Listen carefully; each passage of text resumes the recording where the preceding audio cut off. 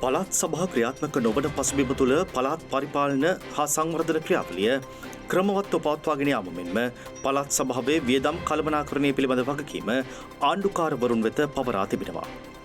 ජනාධිපති රනිල් වික්‍රමසිංහ මහතාගේ උපදෙස් පරිදි ජනාධිපති ලේකම් සමන් ඒකනායක මහතා සියලු පළාත් ආණ්ඩුකාරවරුන් මේ පිළිබඳ ලිඛිතව දැනුවත් කර ඇති බවයි ජනාධිපති මාධ්‍යාංශය නිවේදනයක් නිකුත් කරමින් පවසන්නේ.